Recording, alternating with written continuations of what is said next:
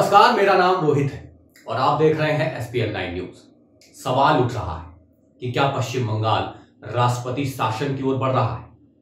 यदि हम पश्चिम बंगाल में निष्पक्ष चुनाव चाहते हैं तो वाकई राष्ट्रपति शासन बेहद जरूरी है। लेकिन राष्ट्रपति शासन लगाकर चुनाव कराना हमारी संवैधानिक व्यवस्था पर एक गंभीर सवाल भी खड़ा करेगा। साथ ही राष्ट्रपति शासन लगाते ही इस समय बैकफुट पर चल रही तृणमूल कांग्रेस फ्रंट फुट पर आकर खेलने लगेगी। ये भी सवाल उठेगा कि क्या भारतीय निर्वाचन आयोग और केंद्रीय सुरक्षा बल निष्पक्ष और पारदर्शी तथा भयमुक्त चुनाव करा पाने में सक्षम नहीं है, जो सरकार को बर्खास्त करना पड़ा। इसके अलावा केंद्र सरकार शायद कोई और राजनीतिक झंझट भी मोल नहीं लेना चाहिए, क्योंकि यदि पश्चिम बंगाल में राष्ट्रपति शासन लगाया गया तो फिर विपक्षी दलों का राष्ट्रपति से मिलना, राजभवनों से बाहर धरना और विरोध प्रदर्शन शुरू हो जाएंगे। बहरहाल पश्चिम बंगाल की मुख्यमंत्री सदैव लोकतंत्र की बात करती हैं और संघनाद का हवाला भी देती हैं, लेकिन पिछले कई दिनों से साफ दिख रहा है कि पश्चिम बंगाल में कानून का शासन नहीं रह गया और जिस तरह से केंद्र सरकार के साथ असहयोग किया जा रहा है वो संघनाद के प्रति मुख्यमंत्री के रुख पर सवाल खड़े करता है। पश्चिम बंगाल में आक्रामक राजनीति पर ज्यादा आश्चर्य नहीं होना चाहिए। हमें याद रखना चाहिए कि ममता बनर्जी ने आक्रामक रुख अपनाकर सड़कों पर उतरकर वाम शासन से सीधे भिड़कर वाम कार्यकर्ताओं के आतंक का सीधा सामना करके वाम कार्यकर्ताओं के हमले में कई तृणमूल कार्यकर्ताओं को खोकर एक संघर्षशील नेत्री की छवि बनाई और संघर्ष, सहानुभूति तथा सोच के चलते वो वाम के मजबूत गढ़ को उखाड़ फेंकने में कामयाब रही थी। जरा याद कर लीजिए नंदीग्राम आंदोलन को, जरा याद कर लीजिए सिंगूर के आंदोलन को।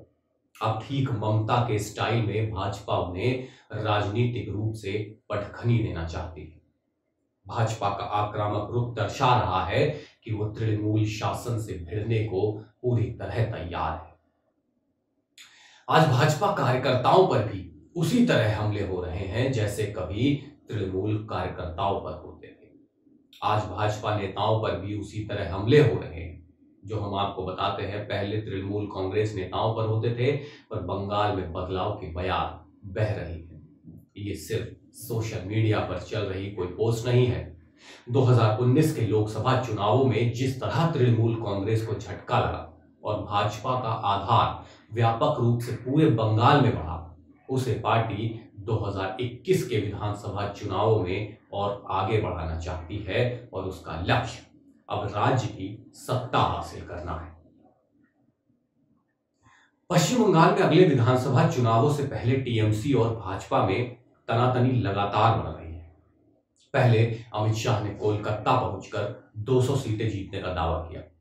उसके बाद पार्टी के राष्ट्रीय महासचिव कैलाश विजयवर्गीय ने जनवरी में बंगाल में सीए लागू करने की बात कहकर तृणमूल की नाराजगी और बढ़ा दी है। मुख्यमंत्री ममता बनर्जी ने साफ कर दिया है कि बंगाल में किसी भी कीमत पर सीएए लागू नहीं किया जाएगा। यहां इस बात का जिक्र किया जा सकता है कि सीएए कानून के संसद में पारित होने से पहले और बाद में असम के साथ ही पश्चिम बंगाल में भी इसका हिंसक विरोध हुआ था। खुद मुख्यमंत्री ममता बनर्जी भी इसके खिलाफ सड़कों पर उतरी थी। सीएए में पाकिस्तान, बांग्लादेश और अफगानिस्तान से 31 दिसंबर 2014 से पहले भारत में आ गए हिंदू, सिख, बौद्ध, ईसाई, जैन और पारसी शरणार्थियों को भारत की नागरिकता देने का प्रावधान है। राजनीतिक पर्यवेक्षकों का कहना है कि विधानसभा चुनावों में फिलहाल कुछ देरी है, लेकिन भाजपा और टीएमसी ने अभी से इसके लिए किलेबंदी शुरू कर दी है। पर्यवेक्षक विश्वनाथ चक्रवर्ती ने मीडिया से बताया कि सीएए के मुद्दे पर दोनों दलों के बीच टकराव बढ़ने का अंदेशा है। अब जेपी नड्डा के दौरे और उन पर हुए हमले के बाद बंगाल की राजनीति अचानक गर्मा गई। इसी महीने अमित शाह भी 2 दिन के दौरे पर बंगाल आने वाले हैं। बीजेपी इस घटना को अपने पक्ष में भुनाने का पुरजोर प्रयास करेगी। ऐसे में हिंसा के अंदेशे से इनकार नहीं किया जा सकता। भाजपा धीरे धीरे उन राज्यों में जहां वह कांग्रेस से सीधे लड़ाई में थी, वहां कांग्रेस को सत्ता से बाहर कर चुकी है और अब क्षेत्रीय दलों से भिड़ंत में भी उसे अच्छी सफलता मिल रही है। उत्तर प्रदेश में समाजवादी पार्टी और बसपा से विधानसभा चुनावों में अलग अलग और लोकसभा चुनावों में भाजपा से मिलकर मुकाबला किया, लेकिन कुछ हासिल नहीं हुआ। त्रिपुरा में भी भाजपा ने वाम का मजबूत गढ़ ढहा दिया, जबकि कांग्रेस वहां ऐसा कर पाने में नाकाम साबित हुई। हाल ही में हैदराबाद में संपन्न नगर निकाय चुनावों में भाजपा ने टीआरएस और ओवैसी की पार्टी को जबरदस्त चुनौती पेश की।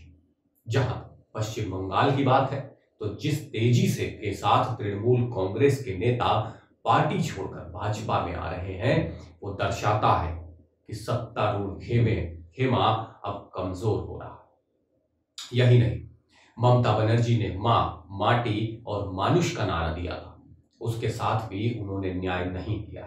बंगाल आज भी गरीबी और तमाम तरह की मुश्किलों का सामना कर रहा है। वामपंथियों के शासन में यदि राज्य में निवेश नहीं आया तो ममता के रुख को देखते हुए बड़े निवेशकों ने अब तक बंगाल से दूरी ही बनाए रखी है। केंद्र सरकार के साथ सदैव असहयोग का रुख भी बंगाल से निवेशकों को दूर रख रहा है। राज्य की पुलिस व्यवस्था पर समय समय पर अदालती सवाल भी दर्शाते हैं कि शासन को किस तरह चलाया जा रहा है। राजनीति और लोकतंत्र में संवाद सबसे मजबूत और जरूरी पक्ष है और इसमें हिंसा के लिए किसी तरह का कोई स्थान नहीं है, लेकिन बंगाल की राजनीति में हिंसा ही हावी है। राज्यपाल की सख्त चेतावनी को देखते हुए ममता बनर्जी को सतर्क होना चाहिए, लेकिन उम्मीद कम ही कि तृणमूल कांग्रेस इस चेतावनी को सकारात्मक रूप में लेगी। जेपी नड्डा के काफिले पर हुए हमले को केंद्रीय गृह मंत्रालय ने गंभीरता से लिया है। इस पर भी राज्य प्रशासन को चेत जाना चाहिए। बंगाल की राजनीति में ये तो रक्त चरित्र आ गया है, उसको देखते हुए लगता नहीं है कि ये रविंद्रनाथ टैगोर का बंगाल है। नड्डा वापस आ गए हैं और अब अमित शाह बंगाल जा रहे हैं। भाजपा ने तय किया कि हर महीने पार्टी के केंद्रीय नेता बंगाल का दौरा करेंगे।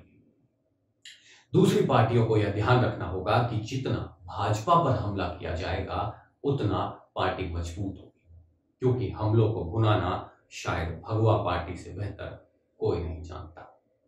अगर आपको ये वीडियो पसंद आया है तो इसे लाइक करें और कमेंट करके हमें जरूर बताएं। नमस्कार।